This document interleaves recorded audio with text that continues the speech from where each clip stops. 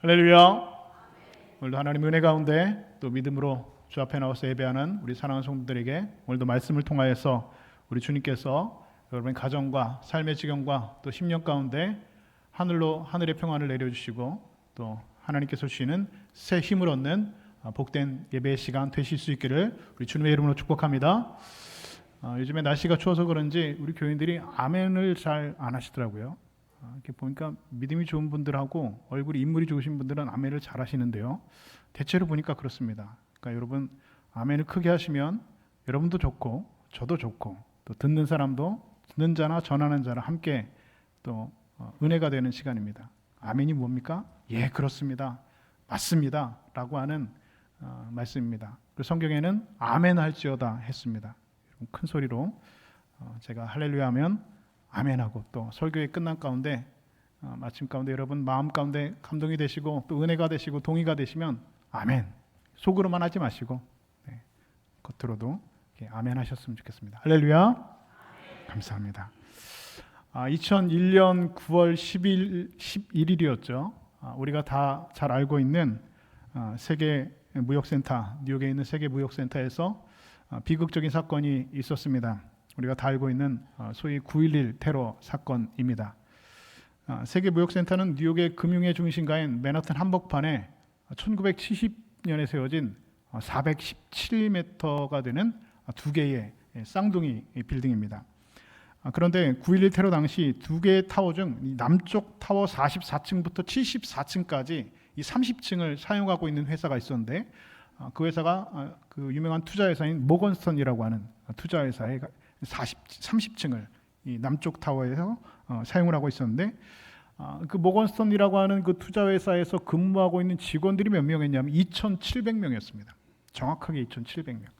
그런데 결과적으로 이 세계 무역센터에서 그 테러로 인하여서 9.11 테러로 인해서 인한 사망자가 몇 명이었냐? 총 2,606명이었습니다. 그러니까 이 두 개의 타워가 무너지면서 그곳에서 죽은 사람만 2,606명이라는 겁니다. 그런데 놀랍게도 그 중에서 모건스턴이 다니고 있는 그 회사 직원은 13명만이 사망을 했다는 겁니다. 2,700명 중에 13명만 사망한 겁니다. 이제 기적 같은 일이 일어나게 된 것이죠. 어떻게 이런 기적 같은 일들이 가능하게 되었을까? 그것은 바로 릭 레스콜라라고 하는 그 모건스턴의 보안 담당자 때문이었습니다. 이분이 그 월남전에 참전을 했던 참전 용사였고 오랫동안 군 생활을 했던 분인데 군에서 은퇴를 하고 이제 그 모건스턴이 회사에 투자 회사에 이제 보안 담당자로 책임자로 이제 오게 되었는데 사실 18년 전인 1993년도에 이미 뉴욕 그 무역센터에 폭탄 테러가 이미 있었답니다. 그때는 자동차 대형 트럭이 지하로 들어와서 폭발하는 그런 사고가 있었는데 릭 레스콜라라고 하는 이분이 보안 책임자로 그 회사에 8년 전에 이제 부임을 하고 그분이 생각하기를 이전에도 이런 폭탄 테러 사건이 있었기 때문에 앞으로 언젠가 또 다른 이런 폭탄 테러가 있을 거라고 이분은 생각했다는 것이죠. 그래서 무슨 일을 했냐? 매년 분기마다 그러니까 1년에 4번 이 전체 모건스턴이 2,700명 직원들을 대상으로 하는 대피 훈련을 매 분기마다 했다는 겁니다. 직원들은 불평했죠. 일하다 말고 대피 훈련 하려니까 그 계단을 막 뛰어다니니까 얼마나 힘들겠습니까? 왜 이걸 해야 되느냐? 굳이 왜 이걸 해야 되느냐? 업무에 방해가 된다. 심지어 그 투자회사의 경영진도 업무 효율성을 이유로 반대를 했습니다. 그럼에도 불구하고 릭은 자신의 생각을 굽히지 않고 직원들은 마지못해서 그의 지시를 따를 수밖에 없었다는 것이죠.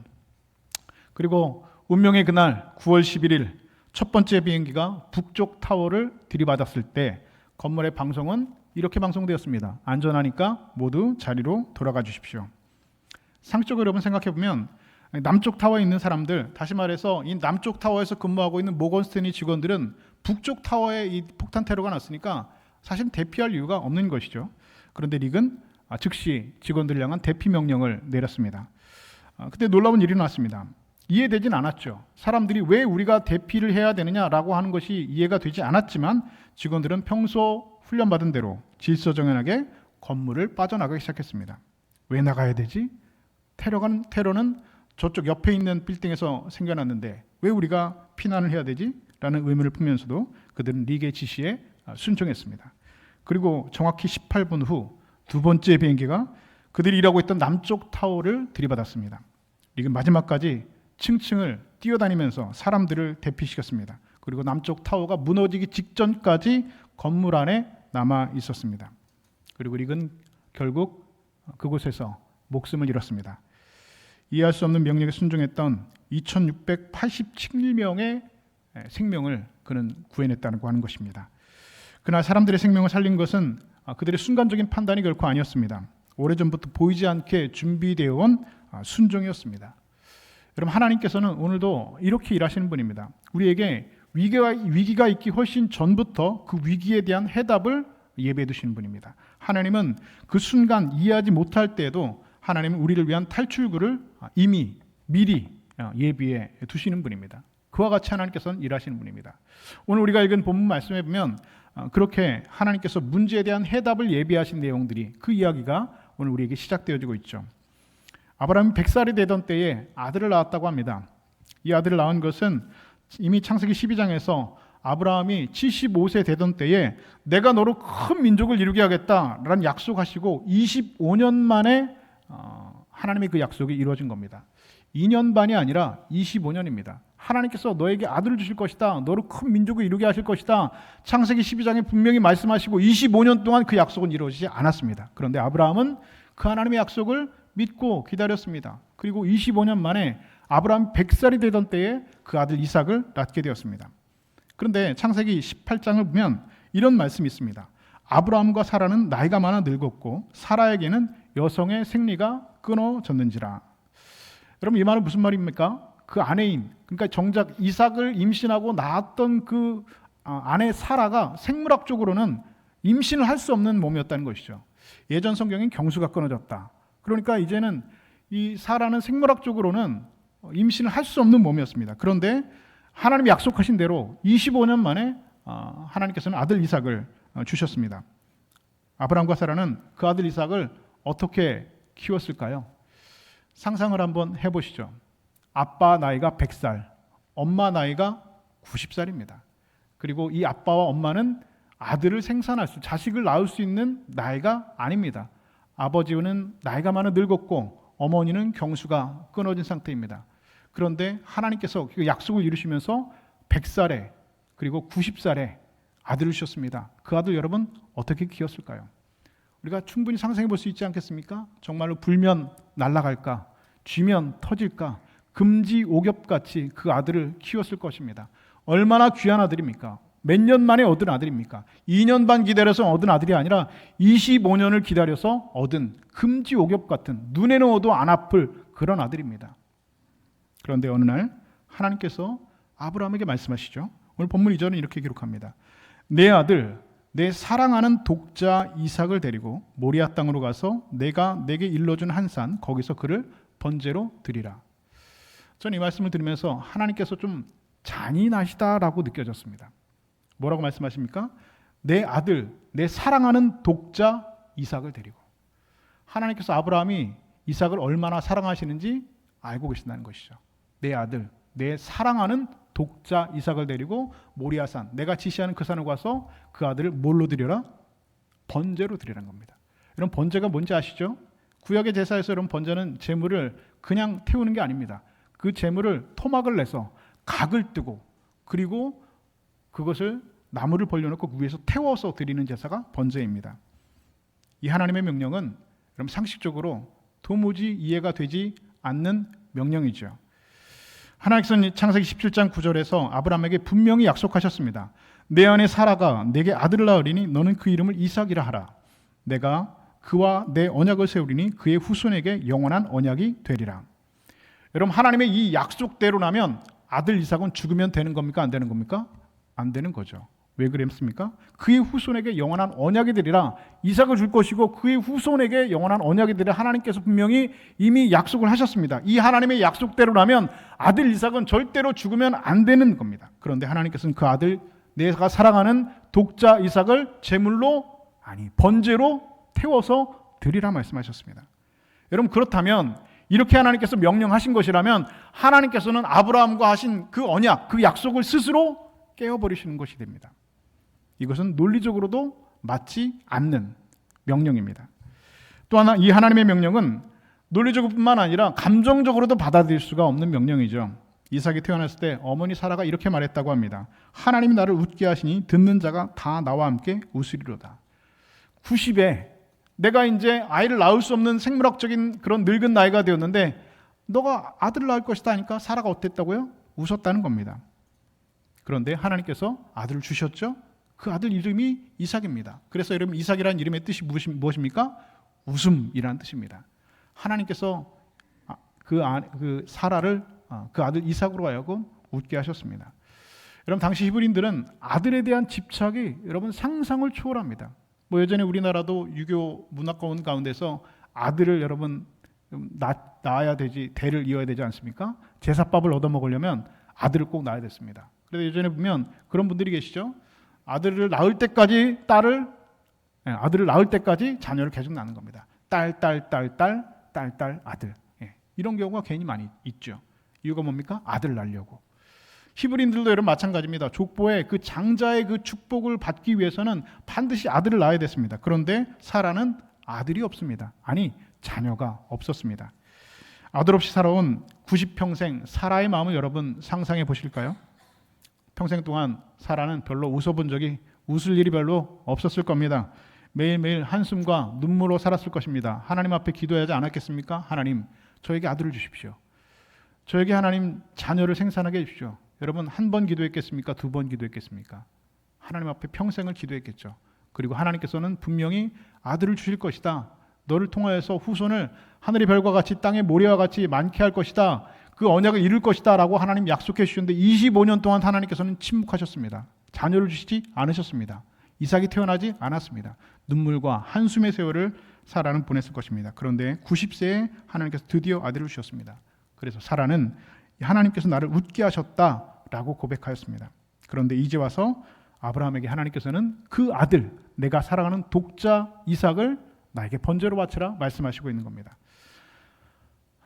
차라리 내 목숨 내놓으라 하면 내놓을 수 있겠죠. 아브라함에게 내 목숨 내놔라 하나님 하면 아브라함은 차라리 내놓을 수 있을 겁니다. 그런데 이 아들, 독자 이삭은 절대로 내려놓을 수 없습니다.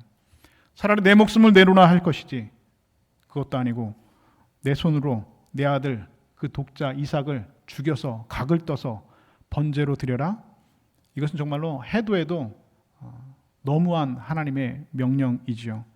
하나님도 이 사실을 모르는 것이 아닙니다. 그럼에도 하나님께서는 내 아들 내 사랑하는 독자 이삭을 데리고 모리아 땅으로 가서 번제로 드려라 라고 말씀하셨습니다. 하나님께서는 알고 계십니다. 아브라함이 그 아들 독자 이삭을 얼마나 사랑하는지도 알고 계시고 하나밖에 없는 아들인 것도 알고 계시고 그를 그럼에도 불구하고 번제로 드려라 말씀하십니다. 아브라함은 그럼에도 이렇게 논리적으로도 이해되지 않고 그리고 감정적으로 이해되지 않고 상식적으로도 받아들일 수 없는 이 하나님의 명령 앞에서 온 밤을 지새우며 고민했을 것입니다. 그런데 오늘 본문에 하나님께서 이 명령을 하시고 그 다음 절인 3절은 이렇게 기록하고 있습니다. 아브라함이 아침에 일찍이 일어나 나귀의 안장을 지우고. 그럼 그 2절과 3절 사이의 시간, 그 밤과 그 아침 여러분 시간의 사이에 여러분 아브라함은 어떤 생각을 했을까요? 저는 성경 묵상하면서 성경이 아브라함이 아침에 일찍 일어났다는 말이 아브라함이 아침에 일찍 일어났다는 말로 들려지지가 않았습니다. 저는 이 말이 아브라함이 아침에 일찍 일어났다는 말이 아브라함이 밤새 한숨도 못 잤다라는 말로 들렸어요.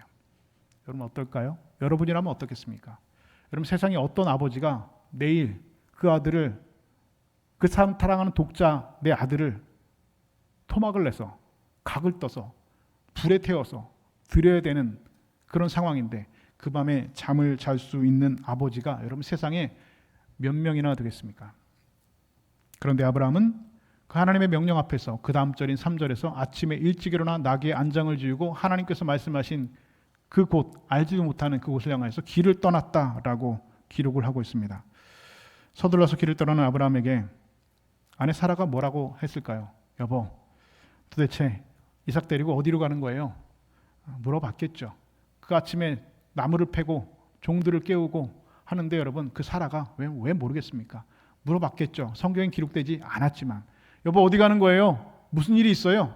라고 물어봤겠죠. 아브라함이 뭐라고 대답했을까요? 할 말이 없습니다. 그럼 뭐라고 대답합니까? 할 말이 없었겠죠. 만약에 아브라함이 이 아내 사라에게 글쎄 내가 지난밤에 하나님께서 나에게 이렇게 말씀하셨어. 그래서 내가 이삭을 데리고 하나님 말씀의 명령에 순종해서 내가 이쪽 모리아산 쪽으로 이제 가려고 나무하고 안장에 지우고 지금 가는 거야 라고 말을 했으면 아내 사라의 반응이 어땠을까요? 예, 잘 다녀오십시오. 하나님 명령에 순종해야죠. 잘 다녀오십시오. 그렇게 잘 보내줬을까요? 그렇게 안 보내줬겠죠. 이 영감탱이가 늙어가지고 노마에 걸렸나 무슨 소리를 하는 거냐 하면서 여러분 그 길을 막아서지 않았겠습니까? 아브라함 그것을 다 이미 알고 있었기 때문에 아무 말도 대답하지 못했습니다. 그리고 사흘길을 걸어서 하나님께서 그에게 가르쳐 주신 그 산에 도착을 했습니다. 그리고 이어지는 본문 4절은 제3일에 아브라함이 눈을 들어라고 기록을 하고 있습니다. 여러분 여기서 눈을 들다라고 하는 말은 정확한 그 히브리어 원어의 뜻을 보면 눈을 든다라는 말은 고개를 들다라는 말입니다. 그러니까 아브라함이 3일 만에 고개를 들었다는 말입니다. 그동안 어떻게 했다는 말입니까? 아브라함의 고개는 계속 땅을 향해 있었습니다. 사흘 동안 아브라함은 거두면서 고개를 들지 않았습니다. 3일 동안 고개를 숙이고 걷는 아브라함. 그러면서 그는 얼마나 많은 생각을 했을까요? 수만 가지 생각을 했겠죠. 지금이라도 이 아들 붙잡고 그냥 도망가 버릴까? 이 아들 없으면 나는 이제 어떻게 살지? 왜 하나님께서 나에게 이 아들을 보내라 죽이라고 하셨지? 내가 이 아들을 죽이는 그 순간에 이삭이 나보고 아버지 왜 그러세요? 라고 하면 내가 뭐라고 대답을 하지? 지금이라도 하나님께서 그래 그만하면 됐다. 이제는 그냥 돌아가라 라고 말씀해 주시지 않을까? 오만 가지, 수만 가지 생각을 3일 동안 고개를 숙이고 아브라함이 생각했겠죠. 그러나 하나님께서는 그 고개를 숙이고 3일 동안 걷는 그 길 가운데 여전히 하나님께서는 침묵하셨습니다. 아무 일도 일어나지 않았습니다. 아브라함 역시 묵묵히 고개를 숙이고 3일 길을 걸은 후에 이제 3일 후에 그의 고개를 들게 되었습니다. 여러분 사람은요 누구나 자신이 이해할 수 없는 일을 만나게 되면 다 왜? 라고 하는 질문을 하게 되어 있습니다. 내가 이해할 수 없는 일, 내가 도무지 내 상식과 내 경험과 논리에 맞지 않는 그런 상황과 일들을 만나게 되면 우리는 누구나 왜? 라고 하는 질문을 하게 됩니다. 그런데 아브라함은 왜? 라고 묻지 않습니다. 성경 어디에도 아브라함이 하나님께 왜라고 물었다는 기록이 존재하지 않습니다. 우리 같으면 얼마든지 하나님 왜? 주실 때는 언제고 뺏을 때는 언제입니까? 왜 줬다 뺐다 하십니까? 내가 얼마나 사랑하는지 아는 이 아들 하나님 왜 번제로 바치라고 하십니까? 내가 내 손으로 아들을 어떻게 번제로 드립니까? 어떻게 그 아들의 몸에 토막을 내서 각을 떠가지고 태워서 드립니까? 하나님 너무 잔인하신 거 아닙니까? 하나님 이렇게 약속해 놓고 후손을 통해서 이 후손을 주시겠다고 약속하셨고 왜 하나님 스스로 약속을 깨십니까? 하나님 왜 그러십니까? 라고 얼마든지 여러분 물어볼 수 있었겠죠. 저라면 그럴 것 같습니다. 여러분 그렇지 않습니까? 그런데 성경 어디에도 아브라함은 하나님 앞에 왜? 라고 했다는 질문이 없습니다. 어떻게 아브라함은 그럴 수 있었을까요? 그것은 바로 아브라함은 하나님을 향한 절대적인 신뢰와 믿음이 있었기 때문입니다. 아브라함은 그렇게 생각했죠. 나는 하나님의 그 뜻을, 그 하나님의 명령을 이해할 수는 없습니다. 그러나 하나님께서 그렇게 명령하시면 하나님께서 그렇게 명령하신 그만한 이유가 있는 것을 믿습니다. 라고 하는 믿음의 고백이 그의 마음 가운데 있었다는 것입니다. 여러분 실제로 아브라함은 온전히 하나님을 믿었습니다. 그리고 이 아브라함의 믿음의 훈련은 이미 그가 본토 친척 아비집을 떠날 때부터 시작됐습니다. 내가 지시할 땅으로 가라라고 하는 말씀에 아브라함은 왜라고 묻지 않고 그 말씀에 순종했습니다. 그리고 성경은 그것을 아브라함의 믿음을 의로 여기셨다 분명히 말씀하고 있습니다. 이것을 히브리서 11장 9절에서는 또 이렇게 기록합니다. 하나님이 능히 이삭을 죽은 자 가운데서 다시 살리실 줄로 생각한지라. 아브라함은 여러분 이렇게 생각했다는 것이죠. 하나님께서 도저히 아들을 낳을 수 없는 나에게 아들을 주셨으니 아들을 죽인다고 해도 다시 살려주실 것을 아브라함은 믿은 겁니다. 하나님을 향한 절대적인 믿음입니다. 우리가 상상할 수 없는 믿음입니다. 오죽하면 여러분 그래서 아브라함이 믿음의 뭐가 되었다고요? 조상이 된 겁니다. 아브라함이 여러분 괜히 믿음의 조상이 된 게 아닙니다. 그 아들을 향해서 칼을 뺄 수 있는 하나님을 향한 절대적인 믿음이 있었기 때문에 그는 믿음의 조상이 될 수 있었습니다. 드디어 산에 올라서 아브라함은 이삭을 번제로 드릴 준비를 합니다. 본문 9절에 이렇게 기록합니다. 하나님이 그에게 일러주신 곳에 이른지라 이에 아브라함이 그곳에 제단을 쌓고 나무를 버려놓고 그의 아들 이삭을 결박하여 제단 나무 위에 놓고, 제단을 쌓고 나무를 벌려놓고 아들 이삭을 결박했대요. 묶었답니다. 저는 못할 것 같아요. 여러분 그 아들 묶을 수 있어요? 저는 못할 것 같습니다. 어떻게 여러분 눈에는 넣어도 아프지 않은 그 자식 이삭을 여러분 묶습니까? 저는 못할 것 같아요. 저는 이 말씀을 읽으면서 눈물이 나더라고요. 아브라함이 제단을 쌓고 나무를 벌려놓고 그 아들 이삭을 결박하여 제단 나무 위에 올려놨답니다. 무슨 말입니까? 이제는 제사 드릴 준비를 다 한 겁니다. 번제 드릴 준비를 다 한 겁니다. 그리고 아들 향해서 칼을 빼들고 높이 쳐듭니다. 손을 내밀어 칼을 잡고 그 아들을 잡으려 하니 그때 하나님의 음성이 들려왔죠. 3일 동안 침묵하셨던 하나님께서 그제서야 말씀하십니다. 뭐라고 부르십니까? 아브라함아, 아브라함아. 여러분 성경에 사람의 이름을 부르실 때 하나님께서 2번 부르신 적은 몇 번 없습니다. 그러니까 하나님께서 굉장히 급하신 겁니다. 그만큼 아브라함이 제물을 바치는 일에 서슴이, 멈춤이, 망설임이 없었다는 것이죠. 이런 아브라함에게 하나님께서는 본문 12절에서 이렇게 말씀하십니다. 그 아이에게 내 손을 대지 말라. 그에게 아무 일도 하지 말라. 내가 내 아들 내 독자까지도 내게 아끼지 아니하였으니 내가 이제야 내가 하나님을 경외하는 줄 아노라. 성경에는 기록되어 있지 않지만 제 생각에는 아브라함이 이 말씀을 듣고 하나님의 이 말씀을 듣고 그 자리에 주저앉아서 대성통곡을 했을 것 같습니다. 칼을 들고 아들을 잡으려고 하는 그 순간에 아브라함아, 아브라함아, 손대지 말아라. 내가 이제 너가 나를 경외하는 줄 아노라. 다리에 힘이 풀리지 않겠어요? 주저앉아서 엉엉 울었을 것 같습니다. 마치 어머니 잃어버린 아이가 울음을 참고 있다가 다시 엄마 만났을 때 서름이 북받쳐서 대성통곡하듯이 아브라함은 그 자리에 주저앉아서 대성통곡했을 것 같습니다. 그리고 나서 아브라함이 눈을 들어서 살펴보니까 저기에 순양 한 마리가 수풀에 걸려있는 것을 발견했습니다. 그리고 아브라함은 그 순양을 가져다가 아들을 대신해서 번제로 드렸습니다. 그러면 여러분 우리가 다시 한번 본문을 보실까요? 본문 1절은 이렇게 기록합니다. 모리아 땅으로 가서 내가 내게 일러준 한 산, 거기서 그를 번제로 드려라. 하나님께서 한 산을 지정하셨습니다. 한 곳을 지정하셨습니다. 3절을 보면 아브라함이 자기에게 일러주신 곳으로 가더니, 그러니까 하나님께서 일러주신 곳으로 가신 것입니다.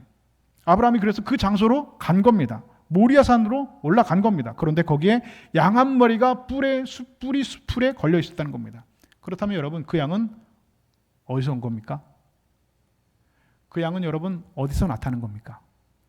그 양은 누가 예비한 겁니까? 하나님께서 예비해 두신 거죠. 하나님께서 가라고 하신 거예요. 하나님께서 그곳으로 가라고 하신 그 산, 그 모리아산 꼭대기에 가보니까 그 이삭을 잡으려고 하는 순간에 멈춰서 보니까 그 수풀에 뿔이 걸려 있는 겁니다. 그 양은 여러분 하나님께서 그곳에 준비해 놓으신 것이죠. 이것은 하나님께서 아브라함에게 아들을 번제로 드리라고 명령을 하심과 동시에 그 아들을 이삭을 대신해서 번제로 드릴 양을 미리 준비해 두셨다는 겁니다. 하나님께서는 문제를 내신 그 장소에 이미 그 문제의 해답을 준비해 놓고 계셨던 것이죠. 여러분 그렇습니다. 하나님께서는 문제를 내시고 그 문제의 해답을 미리 준비해 두시는 분이십니다. 그런데 그 해답은 반드시 조건이 하나 있습니다. 그 해답을 발견하고 그 해답을 볼 수 있는 조건이 하나 있습니다. 그것은 바로 도망치는 자리에서는 그 해답을 볼 수가 없는 것이죠. 순종하며 모리아산으로 올라가는 그 자리에서 그 해답은 드러나게 된다라고 하는 사실입니다. 아브라함이 하나님의 그 말씀에 순종하지 않고 도망쳤다면, 그 모리아산 꼭대기로 올라가지 않았다면 그 해답은 볼 수 없었겠죠. 그러나 그 말씀에 순종하여서 묵묵히 사흘 길을 걸어서 모리아산 꼭대기에 올라갔을 때 반드시 그 해답이 드러나게 되어 있다는 겁니다. 하나님은 문제와 동시에 그 해답을 그곳에 준비해 두시는 분입니다. 그래서 아브라함은 그 땅 이름을 여호와이레, 여호와께서 준비하신다라고 그 땅의 이름을 지었습니다. 그런데 오늘 본문 1절은 이렇게 기록합니다. 하나님께서 아브라함을 어떻게 하셨다고요? 시험하셨다는 겁니다. 시험. 여러분 시험이죠? 학교에서 시험 보는 것처럼 하나님께서 아브라함을 시험하신 겁니다. 그 시험 무엇이었습니까? 내가 사랑하는 아들 독자 이삭을 번제로 드리라는 시험이었습니다. 하나님은 오늘도 우리에게 동일하게 시험하십니다. 그리고 그 시험을 우리가 소중하게 여기는 것을 내어놓으라는 것에서부터 여러분 시작합니다. 우리 신앙의 출발도, 우리 믿음의 출발도 여러분 하나님 앞에서 우리가 소중하게 여기는 것, 나에게 중요하게 여기는 것, 아들 이삭 독자와 같은 것들을 내 앞에 내어놓으라 하는 것에서부터 여러분 우리의 믿음의 시작이 여러분 출발하는 겁니다. 이 단계를 넘어서지 못하면 믿음의 여러분 출발은 시작할 수가 없습니다. 내가 그토록 아끼는 것, 내가 정말 소중하게 여기는 것, 그것을 나를 위해서 내려놓을 수 있느냐? 그것을 내어놓을 수 있다면 내가 이제야 나를 경외하는 줄 아노라 하나님께서 말씀하시는 겁니다. 이런 일이 생겨도 너는 나를 온전히 믿고 의지하고 따라올 수 있느냐? 여러분 이것이 오늘 우리에게 시험입니다. 이 시험을 통과하지 못하기 때문에 우리의 믿음의 성숙이 이루어지지 않는 것이죠. 오늘 하나님께 우리가 받는 것에는 익숙합니다. 하나님 주시옵소서라고 하실 때 하나님께서 우리에게 여러 가지 응답을 우리에게 주십니다. 그런데 하나님께서 우리에게 주신 것뿐만 아니라 나에게 내어놓으라라고 하실 때, 포기하라고 하실 때 우리는 그것을 받아들이지 못합니다. 하나님 의지하며 살기에는 세상에 두려운 것들이 너무 많지요. 이거 내어놓으면 나는 죽을 것 같습니다. 여러분 아브라함에게 아들 이삭이 없으면 어떻게 삽니까? 못 삽니다. 여러분 살 것 같아요? 여러분이라면 여러분 사시겠습니까? 그 내 소중 100세에 낳은 아들, 그 아들 여러분 하나님 앞에 번제를 드리고 아브라함이 살 수 있을까요? 그런데 하나님 그거 내려놓으라는 겁니다.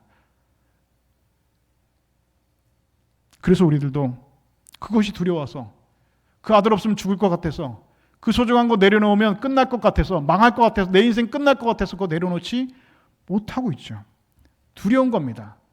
죽을 것 같은 겁니다. 그러나 하나님께서는 우리에게 시험 문제를 내시면서 동시에 그 자리에 반드시 해답을 준비해 놓으시는 분입니다.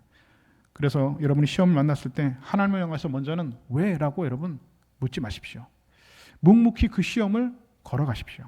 하나님께서 예배해 놓으신 그 해답이 분명히 있음을 믿고 여러분 모리아산을 올라가야 됩니다.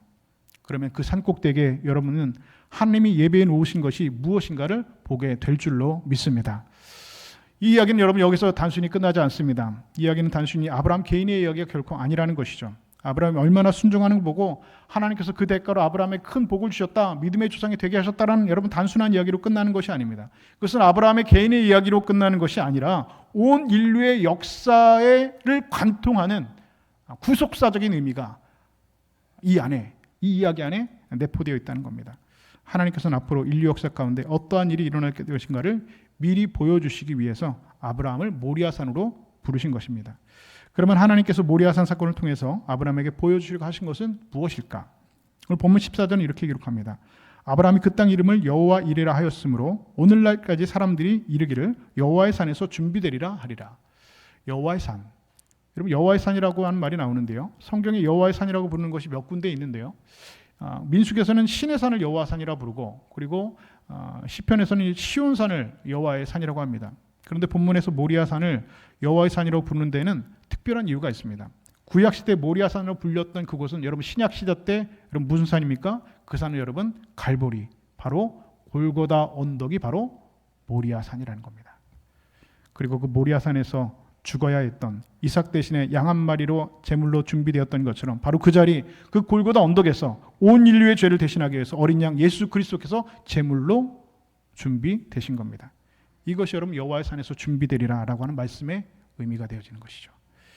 여러분 여호와 이레라는 말의 본래의 뜻은 여호와께서 보신다라는 뜻입니다. 하나님께서는요 아브라함을 보고 계셨습니다. 아브라함이 모리아산에 올라가는 것을 하나님께서는 보고 계셨습니다. 아브라함이 장작 위에 그 아들 이삭을 올려놓는 것을 보고 계셨습니다. 아브라함이 그 아들 이삭을 결박하는 것을 하나님께서는 보고 계셨습니다. 그리고 아브라함이 그 아들 향해서 칼을 빼드는 것을 보고 계셨습니다. 그리고 그 아들 향해서 그 아들과 눈을 마주치는 그 눈빛을 아브라함은 하나님께서는 보고 계셨습니다. 그리고 이 모든 것을 보고 계신 하나님께서는 이렇게 나를 경외하는 하나님, 이 아브라함이라면, 이렇게 나를 믿고 신뢰하는 아브라함이라고 한다면 그를 통해서 나의 뜻을 이룰 수 있겠다, 믿음의 조상이라 부를 수 있겠다 하나님께서는 결심하시고 생각하셨습니다. 그래서 아브라함에게 미리 예비하신 일들을 보여주셨습니다. 여러분 앞에서 우리가 9.11 테러 이야기를 함께 나눴죠. 릭 레스콜리, 그분이 8년 동안 직원들의 불평을 들으면서 대피 훈련을 시켰습니다. 그런데 그날 이해할 수 없는 대피 명령이 떨어졌을 때 그 모건스턴이 직원들이 왜 우리가 나가야지라고 의문을 품면서도 그 이해할 수 없는 명령에 그들은 훈련한 대로 순종했습니다. 그리고 18분 후 그들이 순종함 빠져나온 그 자리에서 두 번째 비행기가 충돌했습니다. 그리고 마지막 순간까지 건물 안에 남아있는 사람들을 대피하고 그 자리에서 목숨을 잃었습니다. 여러분, 리 레스콜라 그가 8년 동안 준비했던 그 대피 훈련은 바로 그날을 위한 것이었죠. 2001년 9월 11일 그날을 위한 것이었습니다. 아브라함이 모리아산 꼭대기에 올랐을 때 하나님께서 예배해 놓으신 그 순양을 발견한 것처럼 그 모건선의 직원들이 이해할 수 없는 명령에 순종하여서 건물을 빠져나왔을 때 그들은 이미 예비된 구원의 길을 걷고 있었던 것입니다. 하나님의 예비하심이 우리가 순종함으로 그 자리에 올라갔을 때 비로소 보이는 겁니다. 우리의 순종함으로 나아가는 그 자리에 하나님의 해답이 있는 겁니다. 도망치는 그 자리에는 하나님의 해답이 여러분 없습니다. 제가 설교하면서 몇 번 말씀드렸죠. 도망치는 곳에 천국은 없다는 겁니다. 여러분, 도망치지 마세요. 하나님 말씀하실 때, 여러분 삶에 이해할 수 없는 일이 만났을 때, 여러분 도저히 감당할 수 없는 일들을 만나게 됐을 때 여러분 도망치지 마세요. 도망치는 그곳에는 천국은 없습니다. 순종으로 모리아산에 올라가는 그 산꼭대기에 여러분 해답이 있는 겁니다. 더 중요한 것이 있죠. 릭이 2687명 그 직원들을 구하기 위해서 자기 목숨을 내놓았습니다. 아브라함은 독자 이삭을 드려야 했지만 하나님께서 준비하신 순양으로 이삭을 대신했습니다. 그리고 2000년 후에 바로 그 모리아산 그 골고다 언덕에서는 대신할 양이 없었죠. 하나님께서는 당신의 독생자 역시 독자 예수 그리스도를 우리를 대신한 어린 양으로 준비하셨습니다. 릭이 목숨을 들여서 2687명의 그 사람들을 구한 것처럼 예수 그리스도께는 당신의 목숨을 들여서 온 인류의 생명을 구원하셨습니다. 이것이 여러분 여호와의 산에서 준비되리라 라고 하는 말씀의 궁극적인 의미가 되어지는 겁니다. 여러분, 그렇다면 오늘 우리는 두 가지 질문 앞에 우리는 서게 됩니다. 첫 번째는 지금 여러분들은 어떤 모리아산에 오르고 있느냐라고 하는 질문을 한번 해보시죠. 이해할 수 없는 하나님의 명령, 받아들일 수 없는 하나님의 명령, 독자, 사랑할 아들, 그걸 바쳐라. 왜 나에게 이런 일이? 여러분, 그 자리라고 묻고 싶은 그 자리가 바로 여러분들의 바로 모리아산입니다. 여러분 기억하십시오. 하나님 그 산 꼭대기에 여러분을 향한 해답을 준비해 놓고 기다리고 계십니다. 하나님께서는 순양을 기다리고 계십니다. 그 모리아산을 여러분 올라갈 때에 그 해답을 우리는 바라보게 될 것입니다. 이해되진 않죠. 하나님 원래 이해가 되지 않습니다. 유한한 인간이 무한하신 그 하나님의 초월성을 어떻게 이해할 수 있겠습니까? 하나님의 수는 이해할 수 있어서 우리가 걷는 거예요. 하나님은 그래서 이해하고 믿는 것이 아닙니다. 하나님은 여러분 그냥 믿는 겁니다. 믿고 순종하는 자에게 하나님께서 해답을 보여주시는 겁니다. 믿고 사흘길을 걸어서 모리아산 꼭대기에 해답이 있는 것이지 도망가는 그 자리에는 여러분 해답이 없다는 겁니다. 도망가지 마십시오. 이해되지 않지만 여러분 순종으로 한 걸음 한 걸음 올라갈 때 오늘 하나님께서 그 모리아산 꼭대기 여러분을 향한 해답을 준비해 주시는 분이심을 믿으시는 여러분 되실 수 있기를 주님의 이름으로 축복합니다. 두 번째 질문이 이것이죠. 여러분은 무엇을 내려오는 음성을 듣고 계시냐라고 하는 것이죠. 하나님 오늘도 우리에게 가장 소중히 여기는 것을 내어놓으라 말씀하실 때가 있습니다. 아브라함에게 이삭이 있었다면 여러분이 오늘 그것이 무엇인지 한번 생각해 보시죠. 내가 내려놓기가 제일 무서운 것이 무엇인가? 아브라함을 보실까요? 칼을 높이 들었던 순간 하나님은 내 손을 대지 말라 말씀하셨고 이미 준비된 예비하셨던 그 해답인 순양을 아브라함을 통해서 보게 하셨습니다. 하나님은요 우리에게 무엇을 뺏으려고 하시는 분이 결코 아니십니다. 하나님은 우리에게 무엇을 주시려고 하시는 분이지 여러분들에게 무엇을 뺏으려고 하는 분이 아닙니다. 여러분 하나님께서 독자에서 뺏어가면 여러분 뭐에다 쓰시려고요? 여러분의 것을 하나님께서 뺏으면 여러분 하나님 그거 갖다 뭐 하시려고 여러분 그것을 뺏을까요? 우리에게 무엇을 뺏으려고 하는 분은 하나님이 아닙니다. 하나님 우리에게 주시려고 하시는 분입니다.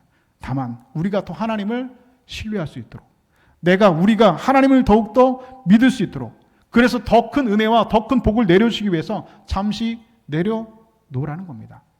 내려놓으면 그거 뺏어가는 거 아니라는 것이죠.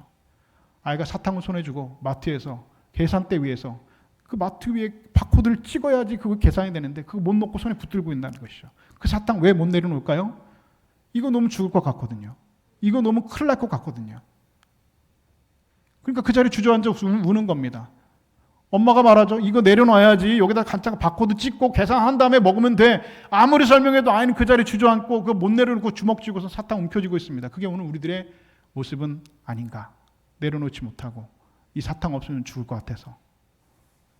사랑하는 여러분, 세상에 답이 없는 시험 문제는 없죠. 세상의 모든 문제는, 세상의 모든 시험에는 답이 있습니다. 오늘 여러분 앞에 이해되지 않고 이해되지 않는 하나님의 문제를 하나님께서 문제를 내시고 계시죠. 이 문제 한번 풀어봐라. 하나님께서 아브라함을 시험하신 것처럼 오늘 우리에게도 시험 문제를 내미시며 시험을 내십니다. 이해되지 않습니다. 내려놓을 수 있는 것, 그럼 내어놓을 수 없는 것 하나님께서 내어놓으라고 하십니다. 지금 여러분들 앞에 하나님께서 내신 그 시험 문제, 여러분은 어떤 답을 쓰고 계십니까? 그 시험지에 우리가 써야 될 답은 무엇입니까? 바로 순종이라고 하는 답입니다. 우리가 써야 될 답은 여러분 믿음이라고 하는 답입니다. 하나님께서 원하시는 정답은 믿음입니다. 순종입니다. 여러분 하나님의 말씀에 순종하십시오. 끝까지 여러분 올라가십시오.